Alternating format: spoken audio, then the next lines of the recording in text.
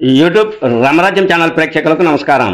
ఈరోజు ప్రధాన అంశం కడప జెడ్పీ పీఠం జడ్జనకర జనారే బెంగళూరు టు హైదరాబాద్ అనే అంశంపై విశ్లేషణ. ఈ విశ్లేషణ మీరు చూసే ముందుగా మీరు నా ఛానల్ లైక్ చేయండి, షేర్ చేయండి, ఆ తర్వాత సబ్స్క్రైబ్ చేయండి. మీరు నా ఛానల్ లైక్ చేసి షేర్ చేసి సబ్స్క్రైబ్ చేయడంతో పాటు ఇదే వీడియో నలుగురికి పంపిస్తే 10 నుంచి 20 మందికి చేరేందుకు మీరే అవకాశం కల్పించినట్లు ఉంటుంది. మొత్తం రాజకీయమంతా ఏ దిశ వైపు వెళ్తుందో అర్థం కాని పరిస్థితి. ముఖ్యంగా వైకాపా నేతల్లో ఇది చాలా టెన్షన్ వాతావరణం ఏర్పడింది.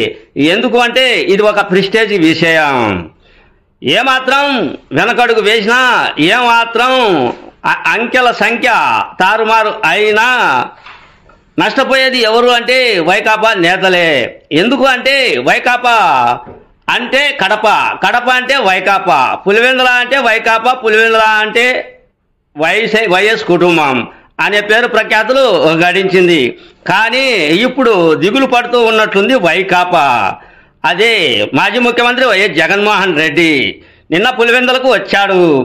వాళ్ళ సమీప బంధువు మరణించడంతో ఆయన్ను చూడడానికి వచ్చినట్లు ఉంది. అందులో భాగంగా కడప జెడ్పీ పీఠంపై దృష్టి సారించినట్లు సుస్పష్టంగా కొంతమంది మీడియా సమాచారం కూడా అందిస్తూ ఉన్నారు.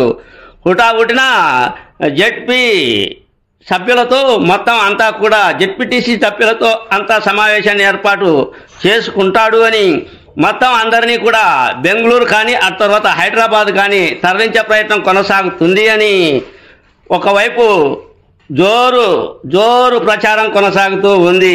హైదరాబాదా బెంగళూరా మొత్తం అంతా 39 మంది మెజార్టీ ఎవరికి ఉన్నారు అంటే వైకాపా నేతలకే ఉన్నారు. కేవలం 8 మంది కూటమి ప్రభుత్వం తరఫున సపోర్ట్ చేస్తూ ఉన్నారు. కానీ దిగులు పుట్టింది వైకాపా నేతల్లో. ఎందుకో వాళ్ళను వెంటనే తరలించాలి.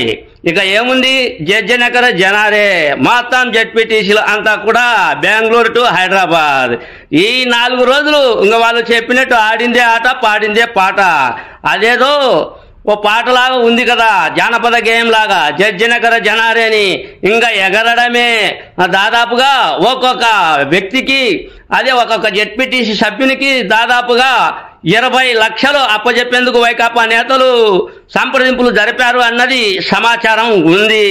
అటు తర్వాత ఒక్కొక్కరికి 5 లక్షలు ఇచ్చారు అంట. మిగతా 15 లక్షలు ఇవ్వాల్సి ఉంది. ఇంకా ఇవ్వలేదు అని పుకార్లు కూడా నడుస్తూ ఉన్నాయి. ఏది ఏమైనప్పటికీ కడప జెడ్పీ పీఠంపై జడ్జనకర జనారే కాపాడుకోవాలా, ఏం చేయాలి అని దిగులుతో ముఖ్యంగా వైకాపా నేతలే ఉన్నట్లు ఉంది. ఇక కూటమి ప్రభుత్వం ఏం చేస్తుందో, వారి రాజకీయ పావులను ఏ విధంగా ఎదుర్కొంటుందో, కూటమి ప్రభుత్వం వైకాపా నేతలకు ఏ విధంగా కంగు తినిపిస్తుందో వేచి చూద్దాం.